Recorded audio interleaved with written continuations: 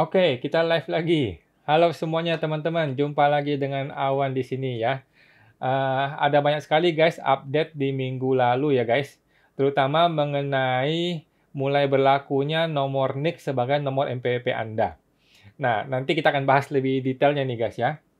Dan seperti biasa guys, sebelum memulai, gua perlu disclaimer dulu nih ya. Gua perlu disclaimer bahwa semua yang saya sampaikan di video ini adalah pendapat pribadi gue 100% gitu guys ya.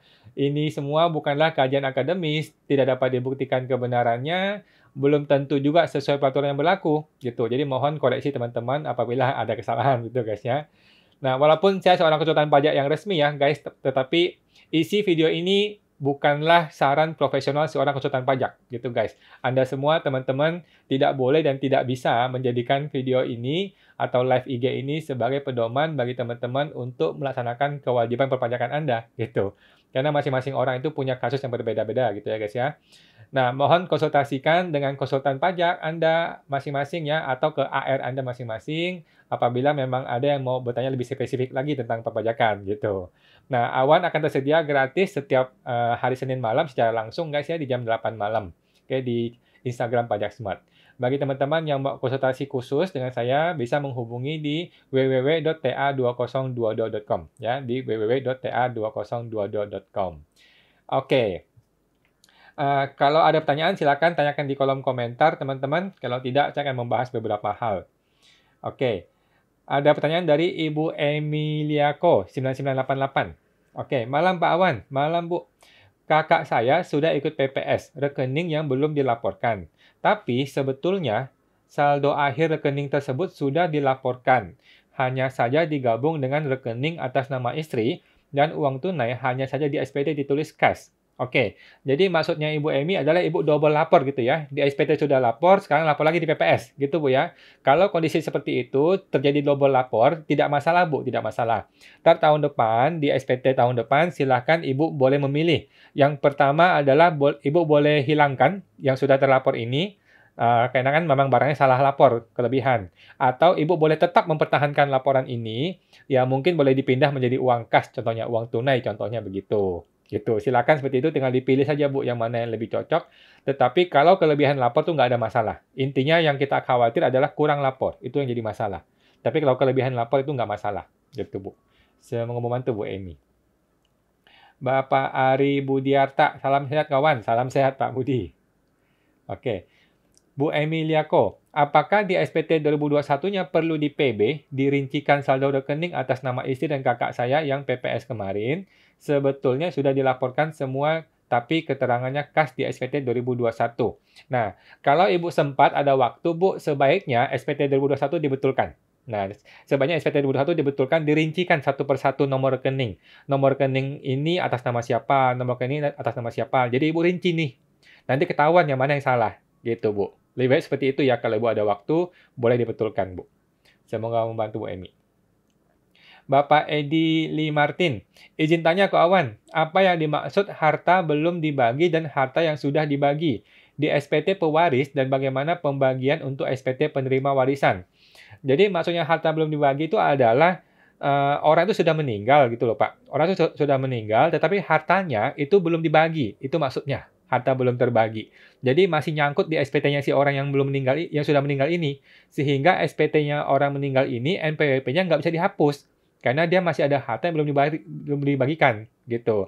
Nah, jadi saran saya untuk orang yang sudah meninggal, segeralah diwariskan semua harta-hartanya dan pindahkanlah harta itu ke SPT para ahli warisnya.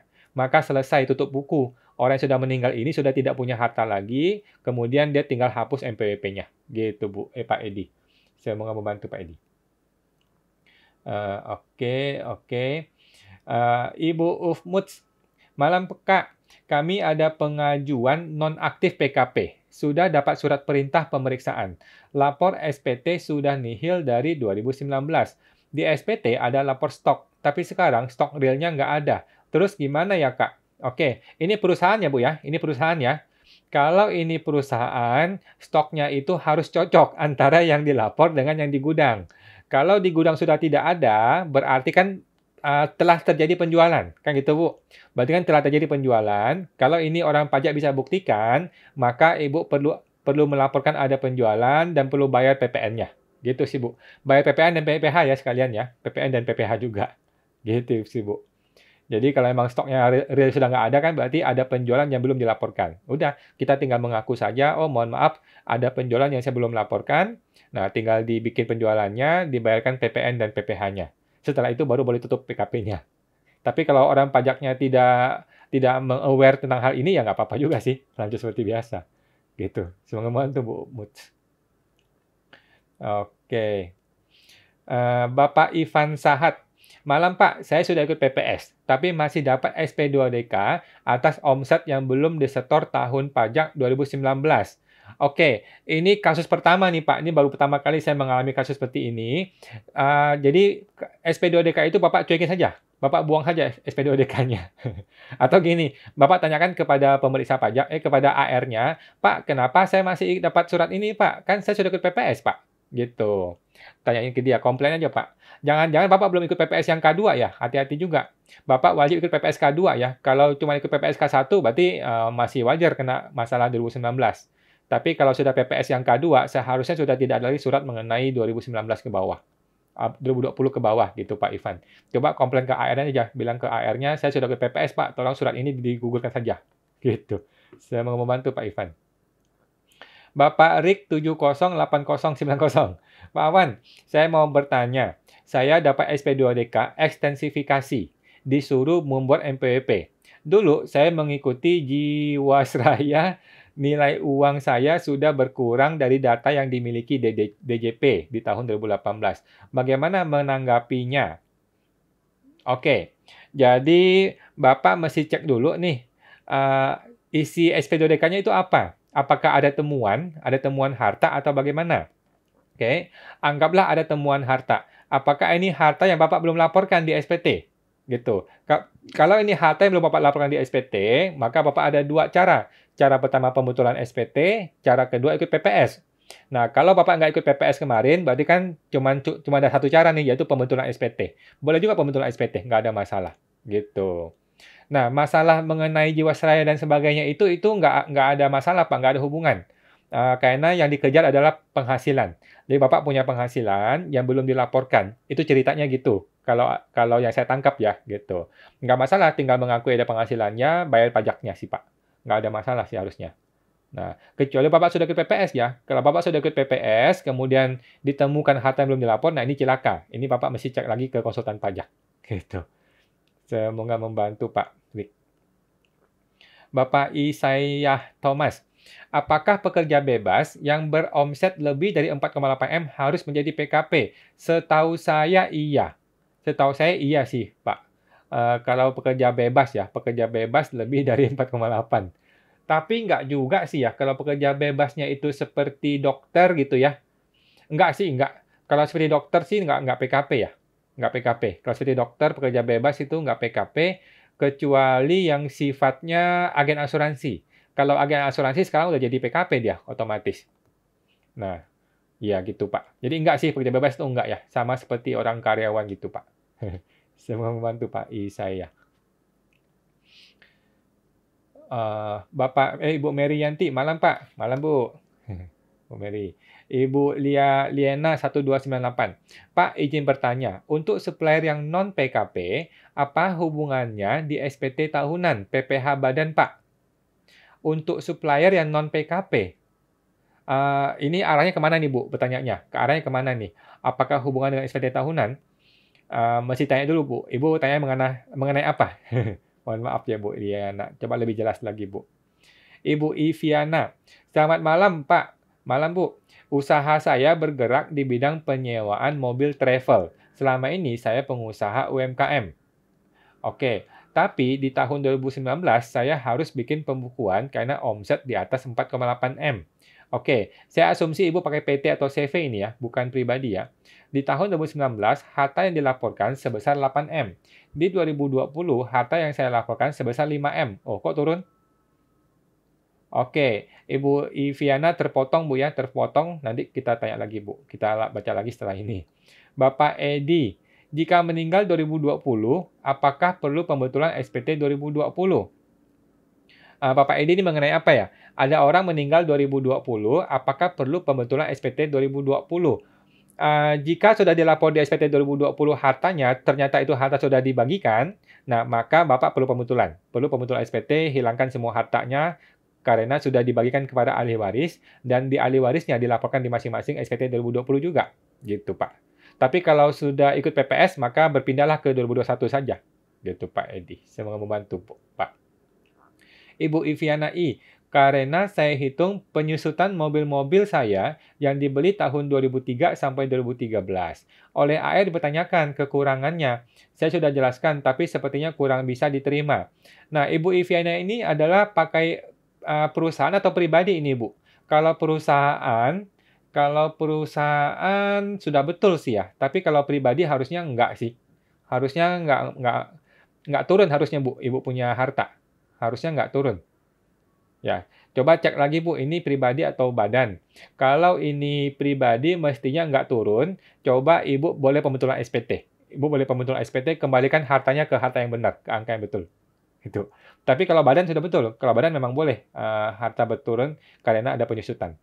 Gitu Bu. Semoga membantu Bu Iviana. Ibu Iviana, secara nyata nilai harta saya memang berkurang karena beban penyusutan tersebut. Menurut Bapak, apakah saya harus apa, Bu? Mohon maaf terpotong. Oh, harus melakukan pembetulan di SPT 2021 dengan memunculkan kembali harta yang saya laporkan di 19 sebesar 8M. Nah, kalau Ibu ini orang pribadi, maka betul Bu, saya setuju. Perlu pembetulan dan kembalikan hartanya ke angka 8M. Kalau Ibu Iviana adalah orang pribadi ya. Tapi kalau badan, maka sudah betul boleh menggunakan penyusutan. Tapi kalau Ibu orang pribadi, maka perlu pembetulan, kembalikan ke angka 8M tadi, Bu. Gitu. Semoga membantu ya, Bu Iviana. Bapak Johnson Tan. Malam, Pak. Malam, Pak. Nick sudah jadi MPWP. Apakah jika orang yang belum punya MPWP akan dikejar oleh DJP? Nah, jadi gini Pak Johnson. Tidak usah khawatir ya. Dari dulu pun orang yang belum punya MPWP akan memang sudah dikejar oleh DJP kalau dia punya penghasilan di atas 4,8M. Di atas PTKP, sorry ya. Jadi untuk orang yang punya penghasilan di atas PTKP, dari dulu pun sebelum Nick jadi MPWP pun dia sudah dikejar. Termasuk sekarang juga sama gitu. Untuk orang yang sudah punya penghasilan di atas PTKP, maka sudah wajib punya MPWP gitu. Dan dia akan dikejar oleh DJP, sudah wajar gitu, Pak. Jadi nggak ada masalah sih, nggak ada perbedaan dibandingkan dulu dengan sekarang gitu, Pak. Semoga membantu Pak Johnson. Ibu Iviana tadi bilang, saya sudah ikut PPS, terima kasih. Oke, Bu. Kalau gitu nggak ada masalah, Ibu tinggal masukkan ke SPT 2021 saja. Di SPT 2021, Ibu pembetulan, Ibu masukkan kembali ke 8M, nggak ada masalah. Kan ini sesuai dengan petunjuk dari AR. Intinya sih tidak ada pajak yang perlu Ibu bayar. Karena itu hanya kesalahan administrasi saja. Gitu, Bu. Semoga membantu, Bu. Bapak Rik 708090. Apabila saya membuat NPWP pertama kali, ketika saya memasukkan semua data harta saya dalam SPT, apakah akan terkena pajak final atau bagaimana? Oke, jadi kalau Bapak pertama kali punya NPWP dan melaporkan harta pertama kali, dan tiba-tiba hartanya besar, itu tidak boleh. Oke, kalau tiba-tiba ada hartanya besar, maka Bapak harus pembetulan SPT mundur. Bukan pembetulannya, bikin SPT mundur. Jadi, walaupun SPT-nya baru dibikin sekarang nih, 2022, Bapak tetap perlu bikin SPT 2021, 2020, 19, 18, dibikin mundur terus, Pak, sampai pertama kali Bapak punya harta yang cukup besar nilainya, gitu ya, yang sudah angka mungkin ratusan juta, gitu. Di tahun pertama itulah Bapak harus bikin MPWP, mundur dari sekarang. Bukan langsung tiba-tiba di 2021, tiba-tiba besar, gitu. Tidak boleh. Tidak bisa gitu, Pak. Nah, semoga membantu, Pak Rik. Ibu Ufmut, iya PT, Kak. Barangnya nggak dijual, tapi barangnya sudah nggak bisa dijual karena rusak dan sudah dibuang. Gimana baiknya ya, Kak? Oh, kalau ini PT nggak ada masalah, Bu. Kalau PT memang boleh kan penyusutan? Memang menggunakan metode penyusutan dan memang harga nilai buku dari sebuah aset itu kan terus berkurang. Terus berkurang nilainya. Nggak ada masalah itu, Bu. Sudah betul itu. Nah, coba ngomong ke AR lagi bahwa ini kan PT. Kalau PT kan pembukuan. Dan karena pembukuan, maka penyusutan pun saya hitung sesuai dengan prinsip akuntansi. Jadi sudah betul dong, harta berkurang. Nggak ada masalah sih. Nah, coba cek lagi Bu ke AR-nya Bu Ufmut. Oke, Ibu Melia. Pak, kalau ikut USKP gagal 3 kali, apakah boleh ulang lagi? Setahu saya 3 kali gagal itu harus mengulang dari nol. Harus kan kalau kan ada 6 subjek nih, 6 subjek, yang mengulang pertama mungkin ngulangnya 4 gitu ya, 2 lolos, 4 nggak lulus. Nanti yang kedua kali, 2 lagi lulus, ketiga kali lulus satu belum lulus nih. Maka yang berikutnya, yang keempat harus mulai dari nol, harus 6-6-nya lagi diulang lagi. Gitu, Bu. Setahu saya seperti itu ya. Gitu, sangat membantu Amelia. Bapak Afuk Zoe. Pak Awan, aku mau tanya, untuk pajak sewa menyewa, apakah bisa pembayarannya secara online? Caranya bagaimana ya? Oke, jadi gini Pak Afuk, semua pembayaran pajak adalah menggunakan metode online ya. Semua membayar pajak maupun melaporkan sekarang sudah wajib online. Sudah tidak ada lagi lapor manual ataupun kertas fisik ataupun offline. Oke, caranya adalah Bapak bikin di DJP online, masuk ke DJP online-nya Bapak, pilih menu yang namanya AB Link. Oke, atau pilih menu bayar, sorry. Pilih menu yang namanya bayar. Setelah pilih menu bayar, pilihlah kodenya PPH final ya, 411128. PPH final 411128. Kemudian kode akunnya Bapak pilihlah yang namanya sewa. Ada kategori sewa, kalau nggak salah 402 atau berapa gitu. Oke, pilihlah kategorinya sewa, kemudian masukkanlah nilai rupiahnya berapa, kemudian cetak kode billing. Setelah cetak kode billing, Bapak bayar melalui banknya Bapak. Bisa internet banking, bisa melalui ATM. Gitu. Gampang Pak, tinggal menu pembayaran perpajakan aja. Menu pembayaran pajak, nanti masukkan kode billingnya, selesai deh terbayar. Gitu Pak. Semuanya online. Semoga terbantu Pak Afuk. Oke. Kemudian Ibu Hartati Suang-Suang. Malam Ci. Mau tanya, apakah hibah uang tunai dari orang tua kepada anak mesti dibuatkan akte hibah juga atau gimana lapornya di SPT? Oke, satu mengenai perlu akte atau tidak perlu akte ya, bebas saja Bu, pakai akte boleh, tidak pakai akte boleh. Boleh saja Ibu menggunakan sebuah surat aja, surat keterangan hibah kan boleh gitu. Itu sudah resmi kok, sudah cukup. Tidak perlu sampai diaktekan ke notaris, tidak wajib. Mau diaktekan boleh, tidak diaktekan boleh. Karena sebuah surat kalau sudah ditandatangani oleh semua pihak, maka sudah sah gitu ya, mengenai sahnya. Mengenai cara lapornya, nah di bagian pemberi hibahnya hilangkan uang tunai itu. Kan di SPT sebelumnya kan sudah ada tuh uang tunai di SPT orang tuanya. Hilangkanlah uang itu di SPT tahun berikutnya. Dan di SPT-nya si anak, masukkanlah 2 hal. Hal pertama, masukkan di bagian harta, masukkan uang tunai situ, uang tunainya kan masuk, atau mungkin sudah berubah jadi tabungan, atau berubah jadi barang apa, masukkan harta ini. Oke. Kemudian laporkan juga di lampiran 3 yang namanya penghasilan yang bukan objek pajak. Di nomor 1 yang namanya hibah. Gitu, hibah atau warisan. Gitu, masukin ke situ. Gitu, Bu. Semoga membantu Bu Hartati. Ibu Emilia kok. Ibu Emilia. Tanya lagi, Pak. Di SPT 17 sampai 2021 ada harta, keterangannya uang sebesar 2,8 M. Oke, itu seharusnya sudah habis 1,5 M untuk DP rumah anak, tapi di SPT anak belum dilapor hibah dari ortu. Solusinya bagaimana ya Pak? Oke, solusinya Bu, Ibu nggak usah pakai nama anak dulu. Nah, rumah ini laporkanlah di SPT-nya Ibu dulu nih. Nah, rumah ini laporkan di SPT Ibu dulu sebagai rumah, kemudian ada hutang kan? Ada hutang. Nah, tahun depan rumahnya inilah yang Ibu hibahkan kepada anak. Gitu, Bu. Itu paling gampang sih. Jadi biar Ibu nggak bingung, rumah itu sementara dilaporkan dulu di SPT-nya si Ibu ini. 1,5 M masuk. Oke, rumahnya masuk sekian harganya, hutang rumahnya sekian, hutang KPR-nya sekian, sehingga 1,5 M ini kan jadi netnya. Sedangkan uangnya itu berkurang. Uang itu berkurang 1,5 M jadi 1,3 M gitu. Tahun depannya barulah rumah itu dihibahkan kepada anaknya gitu, Bu.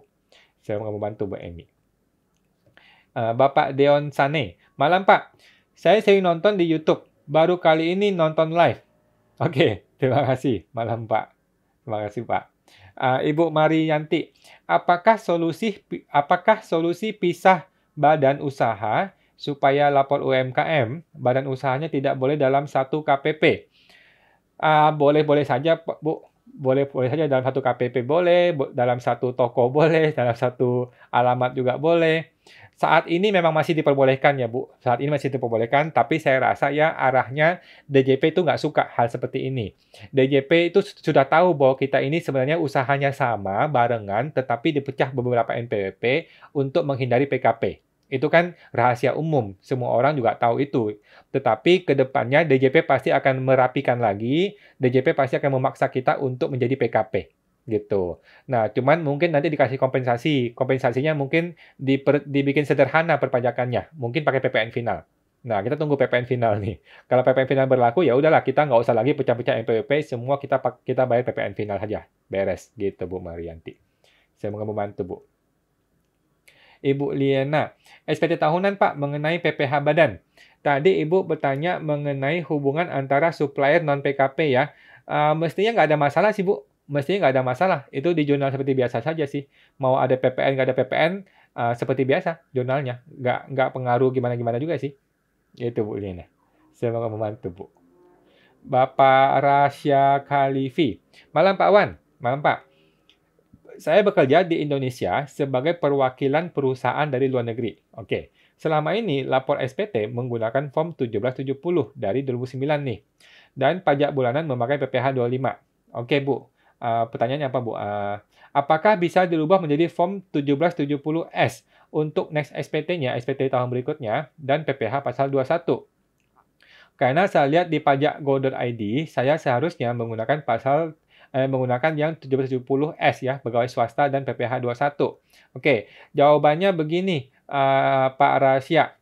Apakah perusahaan dari luar negeri itu memberikan bukti potong 1721A1? Kalau dia kasih A1, berarti Bapak sah. Bapak boleh menggunakan formulir yang 1770S. Gitu, Pak. Tapi kalau dia tidak ada bukti potongnya, alias dia tidak punya BUT di Indonesia, atau dia tidak punya perwakilan di Indonesia, tidak punya perusahaan di Indonesia, dan tidak mengeluarkan bukti potong A1, maka Bapak tidak bisa menggunakan yang S. Bapak harus kembali menggunakan yang 770 polos seperti yang kemarin-kemarin. Gitu, Pak. Tergantung ya bukti potongnya. Intinya itu. Kalau ada bukti potong, maka Bapak qualified bisa sebagai karyawan pakai S. Gitu, Pak. Saya mau membantu, Pak. Ibu Komala. Malam kok, mau tanya, untuk kantor perwakilan apa harus buat SPT tahunan? Nah, ini mengenai apa nih, Bu Komala? Kantor perwakilan apa nih? Apakah dari luar negeri atau apa? Kalau dari luar negeri, kemudian di Indonesia dia bikin BUT atau bikin PMA, maka dia perlu bikin SPT tahunan seperti biasa. Gitu, Bu Komala. Intinya sih dia punya MPP apa enggak? Kalau punya MPP, maka dia perlu bikin SPT tahunan. Gitu, Bu Komala. Semoga membantu, Bu. Oke, Bapak Johan Effendi. Kalau sudah ikut TA 2014 dengan harta uang tunai 100 juta. Namun, saya ada lupa lapor. Misalnya ada motor tahun 2012. Lupa lapor nih. Apakah bisa ya saya anggap misalnya revisi SPT 2016 ke depan ada motor misal 15-an dan uang, mohon maaf kepotong Pak Johan. Oke, Bapak sudah ikut TA nih. Terus ada motor ketinggalan di 2012. Bapak mau mengatakan bahwa motor itu adalah uang tunai itu, gitu kan? Uang motor itu sudah saya laporkan di TA, cuman bentuknya adalah uang tunai. Kan gitu yang Bapak mau bikin ceritanya. Silakan Pak, itu boleh dilakukan. Itu boleh dilakukan kalau memang begitu kenyataannya ya. Jadi, mohon maaf nih, dulu saya ikut TA, uang tunai 100 juta, tapi sebenarnya di dalam uang tunai ini ada motor loh di dalamnya. Ada motor senilai sekian, gitu. Boleh Pak, silakan dibikin argumen seperti itu. Saya mau membantu Pak Johan. Pak Wiyanto. Malam Pak, mau tanya. Saya kan jualan di Shopee dan pacarku juga jualan di Shopee. Bila saya nikah akhir tahun, bagaimana cara pelaporannya? Terima kasih sebelumnya. Oke, gini Pak. Jika pacarnya Bapak tidak punya NPWP, maka lanjutkan. Tidak usah punya NPWP, maka semua penghasilan dia dari Shopee-nya dia akan digabung ke Bapak sebagai omset gabungan di Bapak. Oke, kalau saat ini dia sudah punya NPWP, nah nanti ketika menikah, dia punya dua pilihan. Mau cabut NPWP dia gabung ke suami, ataukah dia tetap menjalankan NPWP masing-masing sendiri. Itu boleh. Saran saya sih cabut aja NPWP-nya. Jadi NPWP cabut saja, masukkan NPWP-nya gabung ke suami. Gitu, Pak. Karena itu lebih sederhana nanti. Gitu. Semoga membantu Pak Wiyanto. Bapak Johan Effendi, uang tunai adalah 85. Boleh, Pak, boleh. Jadi ceritanya nih ya, Bapak bikin cerita bahwa 100 juta itu uang tunai itu adalah 85-nya uang tunai, 15-nya itu motor. Kan gitu ceritanya. Silakan dibikin argumen seperti itu, Pak. Boleh-boleh aja sih. Itu. Semoga membantu, Pak Johan. Ibu si Iviana I, saya WP pribadi. Oke, tadi saya maaf Bu, kelupaan tadi mengenai apa ya? Tadi panjang mengenai Bu Siana, lupa. Boleh tolong cek lagi Bu, singkatnya mengenai apa tadi ya? Ibu Melani S90. Malam Pak, mau tanya, kalau CV baru didaftarkan tahun 2017, CV berjalan mulai bulan Juni 2017. Oh, sorry. CV baru didaftarkan 2017 April. CV berjalan di Juni 2017. Pada saat SPT 2017, saldo awal stok barang apakah bisa dilaporkan di Rabaluginya stok barang dari OP sebelumnya? Oh, boleh, boleh Bu. Boleh saja. Nggak ada masalah. Jadi, dari orang pribadi berpindah stok barang ke CV, itu namanya imbreng. Namanya imbreng, ya itu boleh-boleh saja. Silakan dipindahkan. Berarti kan, stok ini menjadi modal. Kan gitu. Jadi, si orang pribadi ini memberikan modal kepada CV berupa stok barang, bukan berupa uang. Gitu. Boleh-boleh saja Bu. Itu namanya imbreng. Coba cek di Google, namanya imbreng. Saya mau membantu Bu. Ibu Ratnasar 1103. Malam Pak Awan. Malam Bu.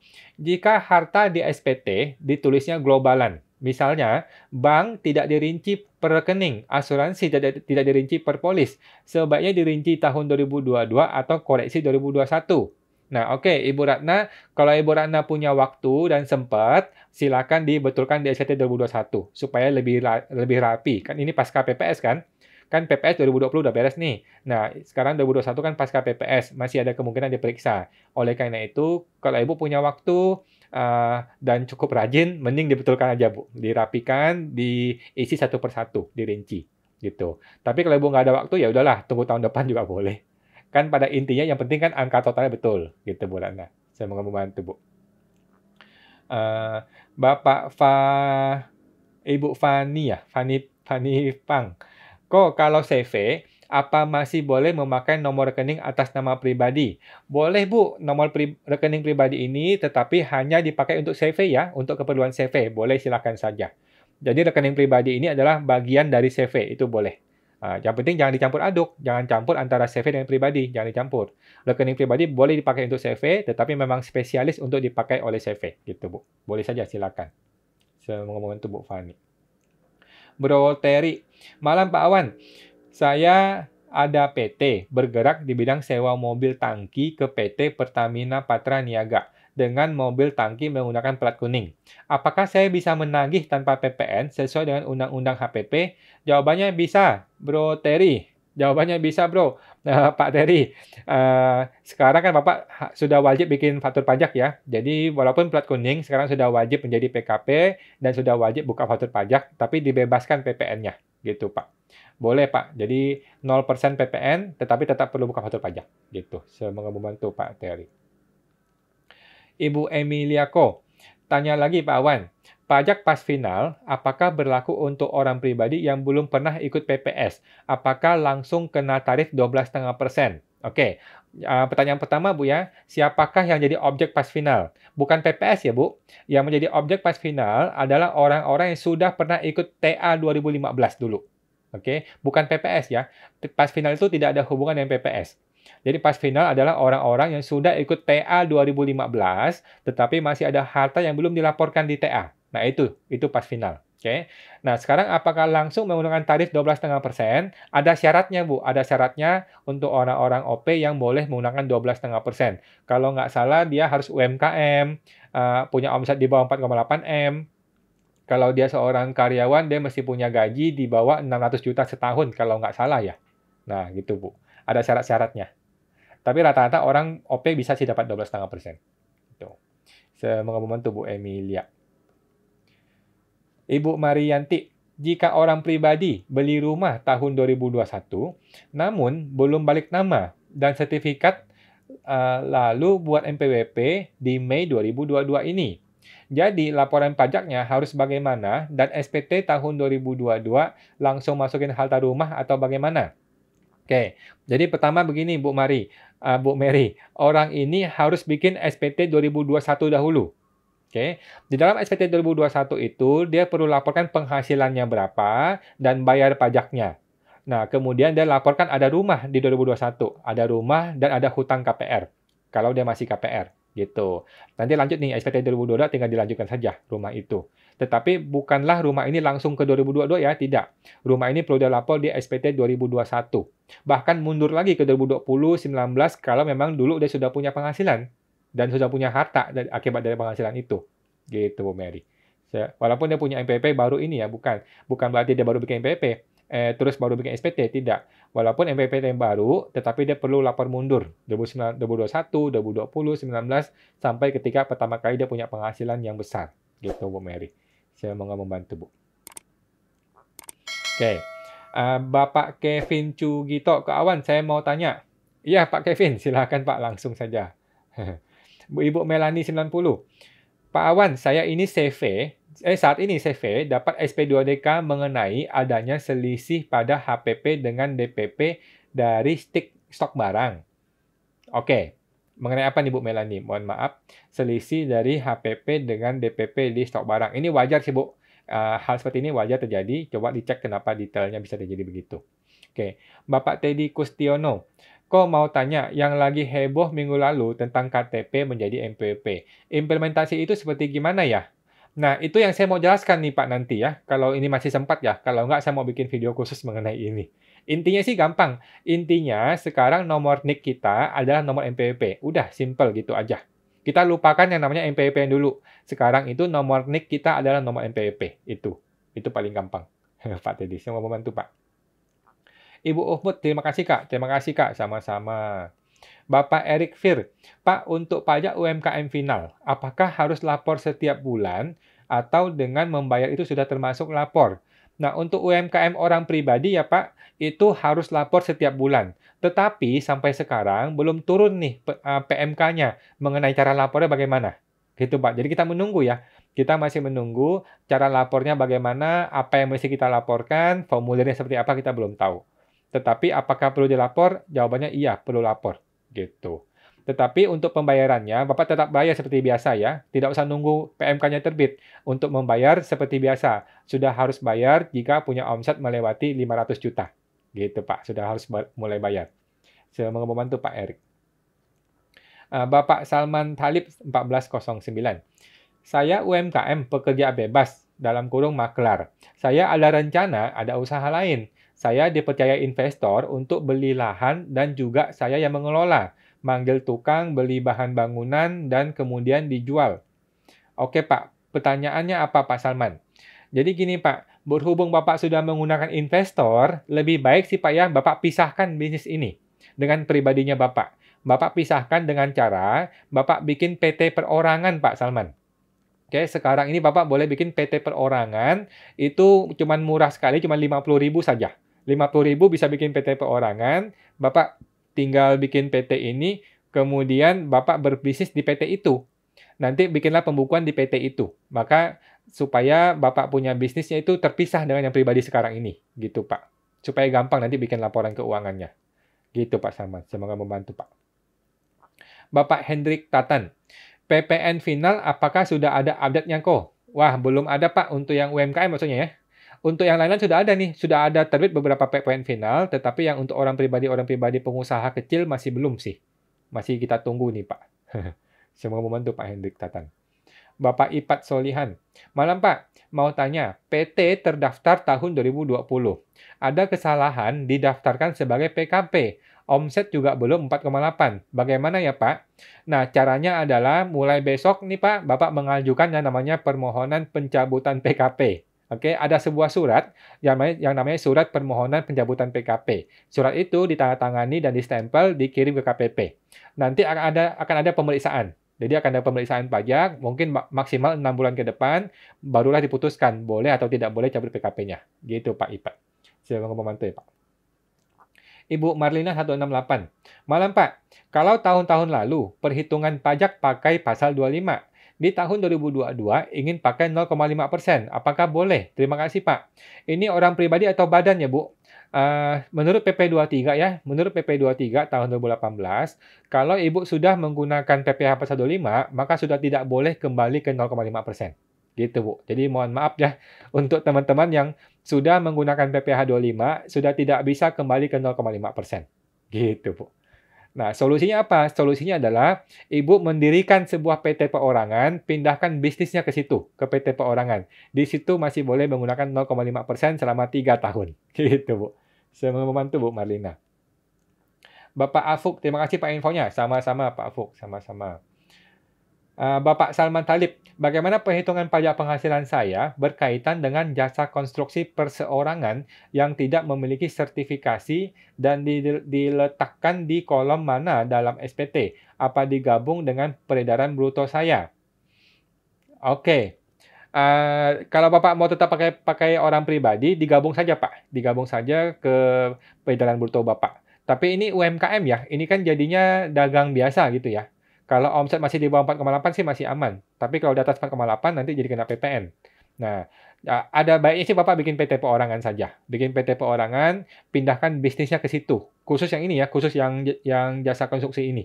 Supaya gampang. Nanti di PT itu bikinlah pembukuan seperti biasa. Gitu Pak Salman. Saya mau membantu Pak. Oke, Bapak Kevin Cugito. Ko Awan mau tanya, untuk SE 24 tahun 2018, bagaimana perbedaan potongan PPh 2% dan potongan PPh 15%? Nah, mohon maaf Pak, SE 24 itu mengenai apa ya? Mohon maaf, saya juga masih ingat-ingat lagi nih, SE 24. Mengenai potongan 2% dan potongan 15% ini mengenai apa? PPh berapa nih Pak? Apakah PPh 23 atau PPh berapa? Kalau ini PPh 23, maka cek lagi ke SE itu, di situ ada jenis-jenis jasanya. Jasa apa yang kena 2%, jasa apa yang kena 15%. Biasanya sih kalau 15% itu royalti biasanya. Gitu, Pak. Saya mau membantu Pak Kevin. Masih baca lagi ke SE-nya ya. Bapak Ibu Hartati Suang-Suang. Malam kok, mau tanya lagi. Kalau hibah uang tunai dari abang ke adek, tidak satu garis lurus, berapa pajak yang harus dibayar dan cara catatnya di SPT bagaimana? Oke, dari abang ke adik, maka ini adalah penghasilan biasa saja, Bu Hartati ya. Penghasilan biasa saja, maka berapa pajak mesti dibayar adalah pajak progresif. Pajak progresif itu yang 5%, 15, 25, 30, 35. Gitu, Bu. Oke. Cara catatnya gimana? Cara catatnya adalah masukkan di bagian penghasilan dalam negeri lainnya. Di bagian lampiran 1 halaman 2. Oke, lampiran 1 halaman 2, di bagian paling bawah penghasilan lainnya, masukkanlah di situ nilai angkanya berapa, kemudian angka ini akan lari ke induk, nanti di induk akan dikurangin PTKP, nah sisanya berapa, itulah yang kena pajak. Yang kena pajak progresif tinggal dibayar. Gitu Pak, Bu Hartati. Tapi sayang sih kalau saya bilang, sayang sekali kalau uang hibah masih dipajakin. Solusinya adalah uang ini dihibahkan dulu ke orang tuanya, baru orang tuanya dihibahkan lagi kepada si kakak. Kepada si adik. Gitu Pak. Gitu Bu, itu paling benar ya, paling aman. Dihibahkan dulu ke orang tuanya, kan nggak kena pajak. Nanti orang tua hibahkan kepada si adik, maka tidak kena pajak juga. Ada dua kali proses, gitu Bu. Saya mau membantu Bu Hartati. Ibu Emilioko, lanjut yang tadi Pak Awan. Tapi di SPT anak sudah dilaporkan rumah tersebut dan hutang, karena hutangnya di anak dan yang cicil anak. Oke, kalau gitu Ibu tadi yang mengenai 2,8 M ya. Nah, kalau gitu Ibu pembetulan SPT saja.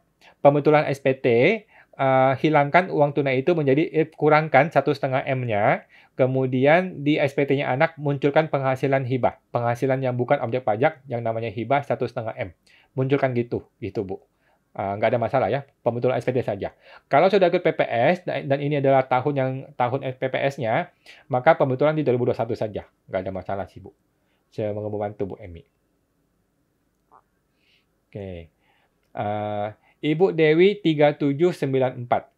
Selamat malam, saya Dewi. Ya, Bu Dewi. Saya mau tanya kok. Kalau 2 kali pengajuan keberatan dan ditolak, apakah yang harus saya lakukan? Oke, Bu. Ini keberatan mengenai apa ini, Bu? Kalau ini keberatan mengenai SKP, maka Ibu boleh lanjutkan ke pengadilan pajak. Gitu. Ini keberatan mengenai apa ini, Bu? Kalau keberatan mengenai SKP, silakan lanjut ke pengadilan pajak. Gitu. Mesti panggil konsultan pajak ya, nggak bisa maju sendiri. Gitu. Semoga membantu Bu Dewi. Bapak Rasya Khalifi, berarti harus pakai 1770 dan PPh 21 ya Pak, karena tidak ada bukti potong. Dan untuk SPT yang sebelumnya pakai S, apakah perlu direvisi? Oke, kalau Bapak tidak terima bukti potong, maka Bapak mesti menggunakan 1770 yang polos, yang seperti biasa, dan menggunakan PPh 29, PPh 29 Pak, bukan PPh 21 ya, PPh 29. Nah, karena tidak ada bukti potong, ya betul. Nah, kemudian Bapak sebelumnya sudah menggunakan 1770S. Tadi kan Bapak bilang sudah menggunakan 1770 yang polos kalau nggak salah ya sebelumnya. Nah, kalau Bapak sebelumnya menggunakan 1770S, cara Bapak ngisi bagaimana? Waktu itu apakah ada isi bukti potongnya atau Bapak isi di bagian apa tuh? Nah, gitu sih Pak. Pada dasarnya sih nggak ada masalah sebenarnya sih. Kalau 70S bisa langsung isi penghasilan, boleh juga. Tapi pada umumnya kalau nggak ada bukti potong, saya larikan ke 70 polos. Gitu Pak Rasya. Saya mau membantu Pak.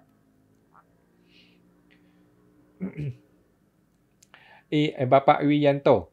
Pak Wiyanto, tanya lagi Pak, sambungan tadi. Bila pacarku NPWP tidak dicabut setelah menikah, dipisah-pisah apakah omsetnya 4,8 M itu gabungan atau masing-masing 4,8 M? Jawabannya gabungan Pak, gabungan ya. Jadi percuma punya 2 NPWP suami istri. Tetaplah si istri 2,4 M, si suami 2,4 M. Gitu Pak. Jadi percuma kalau suami istri punya NPWP terpisah, tetap aja omset gabungan. Gitu Pak. Masing-masing 2,4 M. Gitu.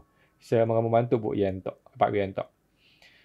Bapak Y. Tirtajaya, Kawan, kalau rekening bank sudah ditutup di Juli 2021, apakah kalau ada pemeriksaan pajak tahun 2021, apakah transaksi sebelum rekening ditutup bisa ditelusuri oleh orang pajak? Nah, jawabannya bisa iya, bisa enggak, Pak. Kita berharap saja supaya rekening yang sudah ditutup itu tidak bisa dibuka lagi oleh pajak. Tetapi ada kemungkinan masih bisa. Dan kalau memang bisa terbuka, ya sudah, kita mengaku, kita mohon maaf, dan kita bayar pajaknya. Gitu, Pak. Kita harus jadi orang gentleman ya. Jadi artinya kita bersalah, kita tahu kita salah, dan memang ketahuan, ya sudah, kita mengaku, kita bayar. Gitu sih, Pak. Jadi Bapak nggak usah mengalami ketakutan lagi gitu. Kalau orang pajak nggak bisa buka, ya bagus. Tetapi kalau terpaksa bisa dibuka, ya sudah, kita mengaku, kita bayar. Gitu sih, Pak. Semoga membantu, Pak Tirta. Ibu Marianti, maaf Pak, belum terlalu paham. Tapi belum balik nama dan belum buat sertifikat atas nama orang pribadi. Apakah ada solusi lain? Tadi mengenai apa Ibu Marianti ya? Saya mohon maaf agak lupa, belum balik nama. Oke, saya agak lupa sih Bu, tapi intinya nggak usah pusing dengan balik nama Bu. Nggak usah pusing dengan balik nama, silakan dilapor sesuai dengan kondisi yang sebenarnya. Kalau ini barang milik saya laporkan walaupun ini belum nama saya. Gitu sih Bu. Nggak ada masalah mengenai balik nama. Itu hanya administrasi saja. Nggak ada masalah sih Bu.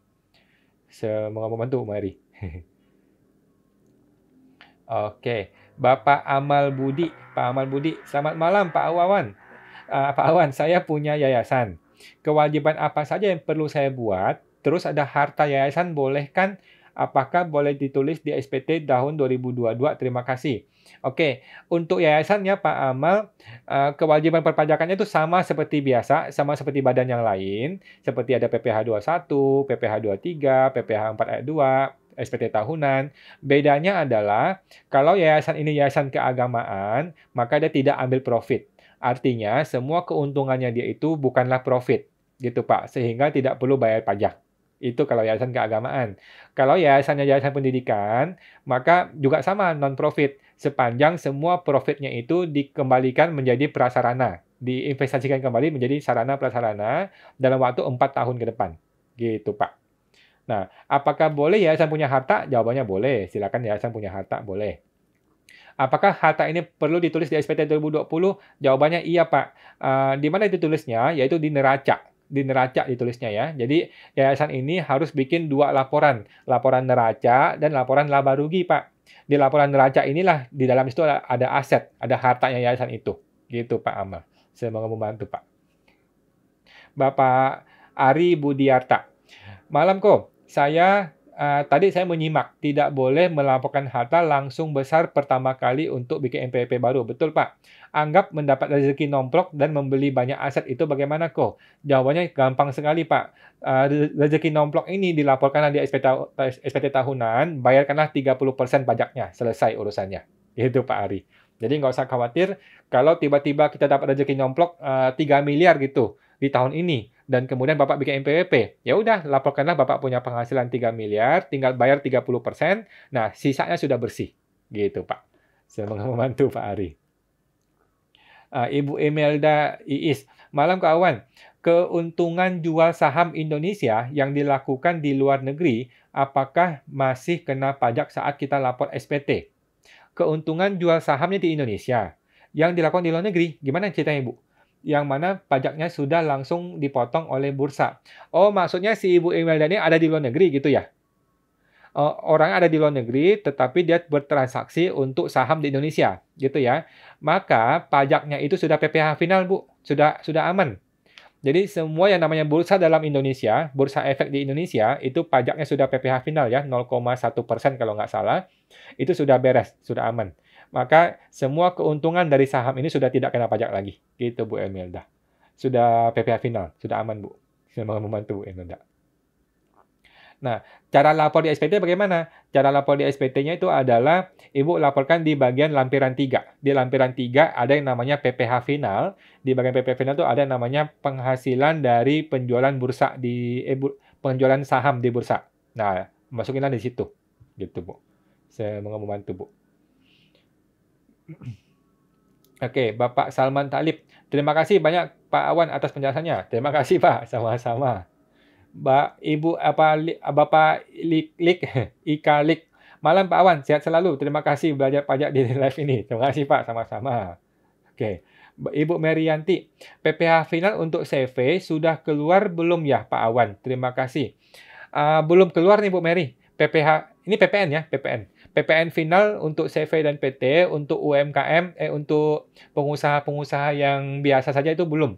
Kemarin itu sudah keluar PPN final untuk yang agen asuransi, untuk pedagang kripto, yang gitu-gitu sih. Untuk yang Ibu masih belum. Untuk yang kita-kita nih masih belum.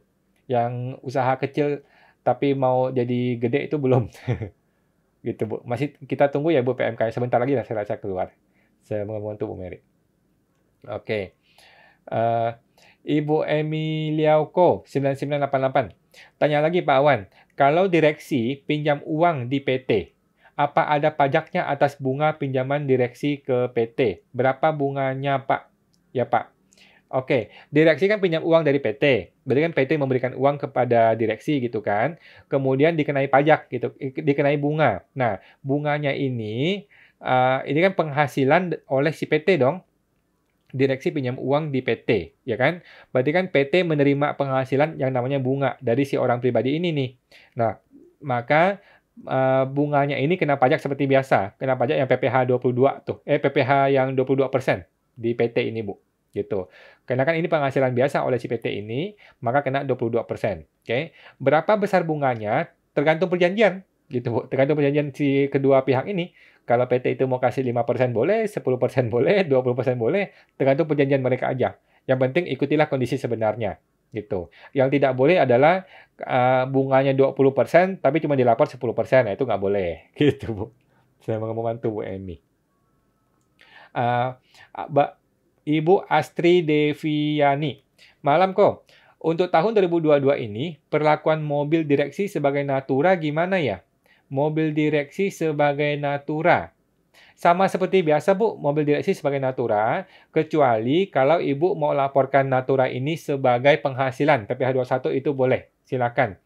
Jadi kalau dulu itu kan natura itu kalau direksi, mobil direksi sedan gitu ya, itu hanya boleh diakui 50% penyusutannya. Tapi sekarang kalau Ibu mau laporkan sebagai penghasilan itu boleh. Masukin sebagai penghasilan, sebagai beban gaji, maka dipotong PPh 21.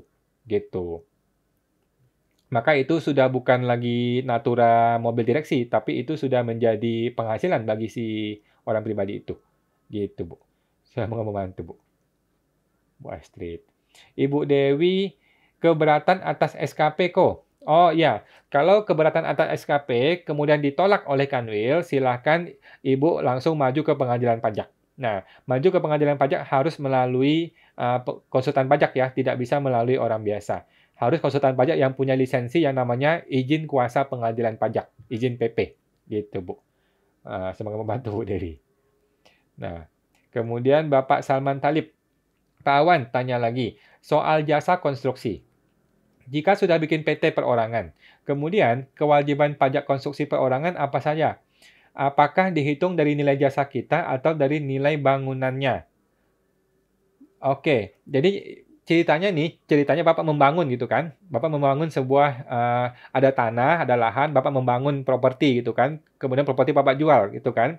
Nah, maka pajak yang pertama adalah PPh 21 atas karyawan-karyawan Bapak. Kalau Bapak punya karyawan berarti PPh 21, kemudian PPh 23 kalau Bapak ada bayar jasa-jasa gitu, ada bayar jasa Bapak potong PPh 23. Kemudian PPh 4 ayat 2 kalau Bapak ada sewa kantor, sewa gudang atau sewa apa. Kemudian PPN, kalau Bapak punya omset di atas 4,8 M, maka perlu bayar PPN. Kemudian PPh badan, kalau Bapak punya penghasilan sekian, bayar PPh badan. Tetapi berhubung ini nanti Bapak kan jualnya berbentuknya properti kan. Ketika Bapak menjual, bentuknya itu adalah properti, maka ini pakai PPh final. PPh final 2,5%. Yang pajak penjual itu loh Pak. Pajak penjual properti. Nah, PPh final sudah selesai. Gitu. Tapi tetap ada PP 21 ya, 21 tetap ada, 23 tetap ada, 4 ayat 2 tetap ada. Cuman nggak ada PPh badan. Tidak ada PPh badan karena semuanya sudah PPh final. Pakai 2,5% PPh penjual properti. Gitu, Pak. Tidak ada jasa konstruksi di sini. Karena Bapak tidak memberikan jasa ke orang lain, Bapak memberikan jasa ke diri sendiri. Jadi tidak ada PPh jasa konstruksi. Semoga membantu Pak Salman. Kemudian Bapak Wiyanto. Pak tanya lagi, jika pelaporan SPT tahunan 2022 gimana ya Pak? Soalnya kita nikah di bulan di bulan Desember, apakah dilapor seperti biasa untuk tahun ini? Tahun depan baru digabung ke SPT saya. Betul Pak. Jadi untuk SPT 2022 Bapak masih terpisah ya, masih terpisah masing-masing suami istri. Karena Bapak belum menikah nih di SPT ini. Bapak akan menikah di tahun 2023 nanti. Di SPT 2023 yang dilapor di 2024 nanti, nah barulah berubah status menjadi sudah suami istri. Gitu Pak. Jadi status suami istri itu adalah status pada tanggal 1 Januari, bukan status di akhir Desember. Gitu Pak ya. Jadi status pernikahan itu adalah menggunakan status di tanggal 1 Januari. Jadi di SPT Bapak nanti di 2022 ini masih terpisah suami istri, masih terpisah. Tahun depan SPT 2023 yang dilapor di 2024 barulah digabung ke menjadi suami istri. Barulah berstatus suami istri maksudnya. Mau digabung boleh, mau dihapus boleh. Gitu Pak Wiyanto. Semoga membantu Pak. Bapak Ari, makasih Pak Wan. Sama-sama Pak. Ibu Mary, terima kasih untuk semua informasi Pak. Wah, sama-sama Bu Mary. Terima kasih sama-sama. Bapak Alfi Fitri. Pak Awan, bagaimana caranya jika kita sudah harus PKP, tapi supplier banyak yang belum PKP? Caranya bayar PPN bagaimana? Nah, ini silakan nih Pak, Ibu. Silakan nih Pak. Jadi, untuk saat ini Pak ya, satu-satunya cara yang Bapak bisa lakukan adalah Bapak memisahkan bisnisnya, memecah bisnisnya menjadi beberapa MPWP, mungkin 2 atau 3 MPWP gitu. Masing-masing MPWP ini punya omset di bawah 4,8 M. Untuk saat ini seperti itu, Pak. Cuman satu solusi seperti itu. Nanti ke depannya, kalau sudah ada PPN final, Bapak boleh menggunakan PPN final. Artinya, Bapak dibikin sederhana nih. Dibikin sederhana, tidak usah pakai PPN PK kurang PM, nggak usah pakai PPN jual kurang PPN beli, nggak usah. Bapak cukup bayar PPN tuh senilai tertentu. Anggaplah 1% atau 2% atau 3%. Gitu, Pak. Jadi menunggu PPN final. Sambil menunggu PPN final, Bapak boleh menggunakan strategi memecah omset. Gitu, Pak. Semoga membantu Pak Alfi. Kemudian lanjut. Bapak Anastasiawar. Oke, Ibu Anastasia. Selama ini saya melaporkan harta untuk investasi reksadana adalah sesuai nilai perolehan, bukan nilai real per Desember 2021. Oke, saya karyawan yang ada bukti potong. Apakah bisa dikoreksi saat buat SPT tahun depan? Bisa, Bu, bisa.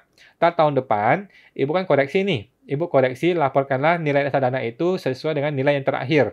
Nah, selisihnya itu Ibu laporkan sebagai penghasilan reksadana.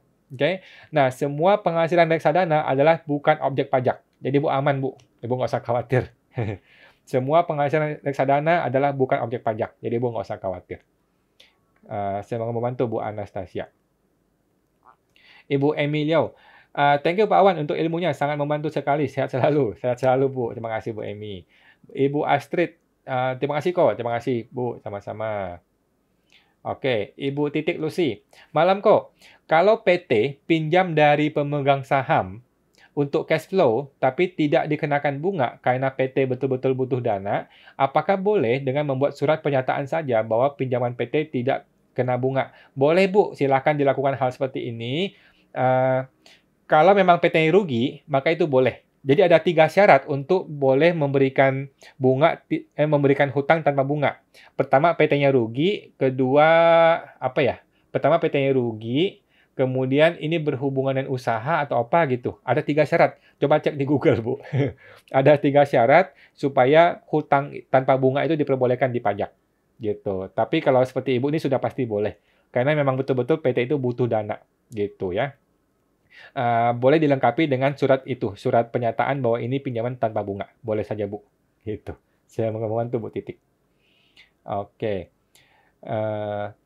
Bapak Ari Ziolo. Kalau yayasan keagamaan menanggung PPh 21 keagamaan, apakah boleh tidak menggunakan metode gross up? Boleh saja Pak, silakan. Mau di gross up boleh. Silakan PPh 21 mah bebas. Saya membantu Pak Ari. Ibu Melani, Pak Awan, untuk PPN jual beli mobil apakah sudah berjalan? PPN jual beli mobil dari dulu sudah berjalan, Bu. Jadi ini hanya pembaharuan saja yang kemarin itu. Dari zaman dulu PPN jual beli mobil itu sudah ada. Sudah berlaku seperti biasa dari dulu, Bu. PPN jual beli mobil bekas maksudnya ya. Jual beli mobil bekas maksudnya kan, Bu ya. Kalau jual beli mobil biasa kan seperti biasa aja. Kalau jual beli mobil bekas tuh yang PPN khusus itu dari dulu juga begitu. Saya mau membantu Bu Melani. Ibu Hatati, makasih kok informasi. Terima kasih Bu, sama-sama. Ibu Meyawi, Kok Awan, tanya, misal ada pembeli langsung ke toko saya, tidak mau berikan KTP. Itu bagaimana ya penjualannya? Apakah saya tidak usah lapor atau harus lapor? Oke.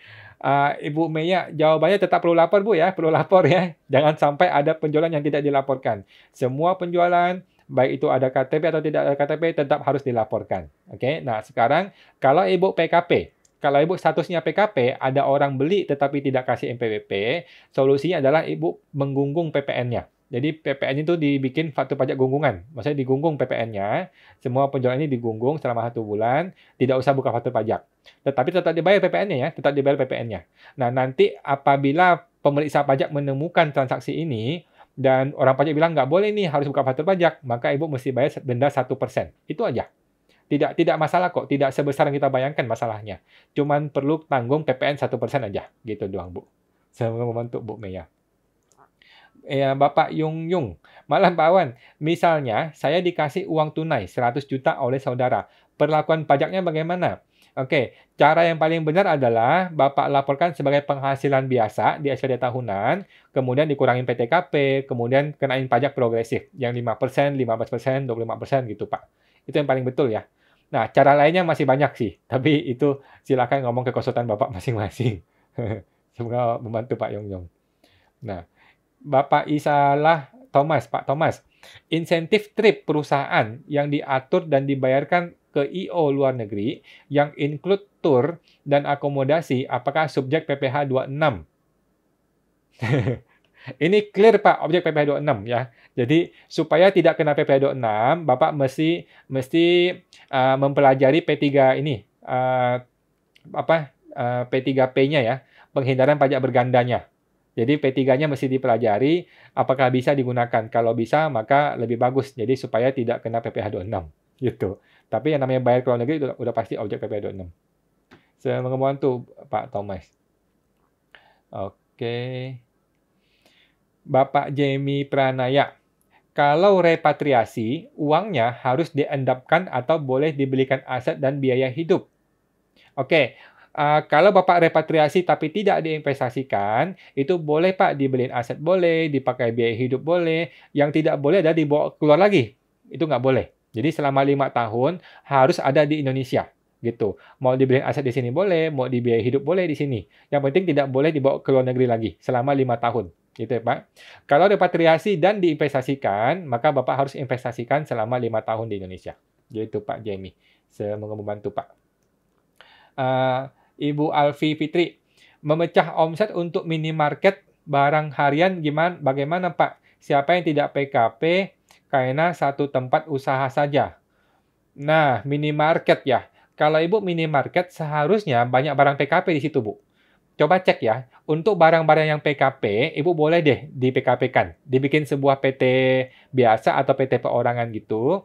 Nah, disinilah PKP-nya. Ini untuk barang-barang khusus PKP yang ada PPN-nya. Untuk barang-barang yang tidak ada PPN-nya, maka Ibu juallah menggunakan MPP pribadi yang non-PKP.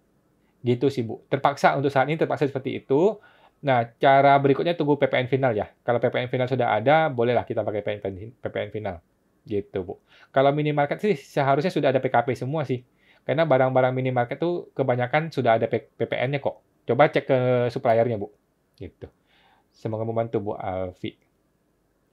Oke, Ibu Alfi, PPN final itu kapan berlaku ya, Pak? Sudah berlaku, tetapi belum ada PMK-nya untuk minimarket. Itu, Bu Alfi. Kita tunggu ya. Tunggu PMK yang keluar, nanti PPN final untuk minimarket. Karena PPN final itu terbit untuk masing-masing usaha. Gitu, Bu. Nanti kita tunggu untuk PPN final untuk minimarket. Siapa mau ngomong tuh, Bu Alfi? Ibu Ria Chandra, untuk memecah omset, apakah dalam satu perusahaan UMKM diperbolehkan 2 MPP perorangan? Nah, sebenarnya nggak boleh sebenarnya, Bu. Cuman pada prakteknya banyak orang melakukan seperti itu. Karena terpaksa. Mereka tidak sanggup untuk berubah jadi PKP. Itu, Bu, terpaksa. Untuk saat ini silakan dilakukan, tetapi kita tunggu ya, kalau PPN final sudah terbit dan Ibu bisa menggunakan fasilitasnya, maka gunakanlah PPN final. Gitu sih, Bu. Saya mau membantu, Bu Ria. Oke. Ibu Melani, ya Pak, mobil bekas. Iya, mobil bekas itu dari dulu sudah ada PPN-nya sebenarnya ya. Cuman sekarang lebih dipertegas lagi. Saya mau ngomong tuh, Bu Melani. Bapak Alki 22, apakah kita perlu minta persetujuan dari KPP untuk dapatkan fasilitas 0,5% dari omset 4,8 M? Tidak perlu, Pak. Jadi untuk seorang UMKM, orang pribadi nih ya, untuk seorang UMKM orang pribadi, maka ketika dia berjualan, berdagang, langsung saja menggunakan 0,5%. Sudah boleh. Oke, ini khusus dagang ya, Pak. Tapi kalau jasa tidak boleh ya. Kalau seorang orang pribadi seperti dokter, pengacara, konsultan itu tidak boleh menggunakan 0,5%. Gitu. Tapi kalau dia berdagang UMKM, maka dia boleh menggunakan 0,5%, tidak perlu persetujuan dari KPP. Langsung saja Pak Alki. Saya mau membantu Pak. Bapak Ariziolo, tidak di gross up maksudnya perhitungan gajinya. Oh, yang tadi yayasan Pak ya? Yang yayasan ya? Boleh Pak. Jadi sebuah perusahaan atau yayasan atau badan apapun untuk PPh 21 mau di gross up boleh, mau tidak di gross up juga boleh. Silakan Pak. Nggak ada masalah. Ibu Lucy, titik Lucy. Terima kasih Pak atas penjelasannya. Sehat selalu. Sama-sama Bu. Terima kasih. Oke. Satu lagi teman-temannya, karena sudah jam 9 lewat. Bapak Chen Mariana, Ibu Chen Mariana. Mohon izin tanya ke Awan, untuk penghasilan dari jual kripto, apakah perlu dilapor dan dibayar PPh-nya? Jawabannya perlu Bu. Perlu. Seperti biasa saja. Itu adalah penghasilan seperti biasa. Perlu dilapor dan dibayar PPh-nya. Gitu Bu. Gitu. Semoga membantu ya Bu Chen. Oke teman-teman, sudah jam 9 lewat, jadi mohon maaf buat teman-teman yang masih ada beberapa yang belum terjawab ya. Saya mesti selesaikan di jam 9. Oke, saya masih mau bahas mengenai nomor NIK NPWP, tapi nggak keburu waktunya. Mungkin saya bikin ke video yang lain lagi. Itu ya teman-teman ya untuk hari ini. Terima kasih semuanya sudah ramai hari ini. Saya akan selalu tersedia setiap hari Senin jam 8 malam di live IG ini, teman-teman. Bagi teman-teman yang mau konsultasi khusus dengan saya, bisa di website ke www.ta2022.com ya, www.ta2022.com. Oke, itu ya teman-teman ya untuk hari ini. Semoga bermanfaat semuanya. Sampai jumpa lagi di Senin depan jam 8 malam. Sampai jumpa lagi.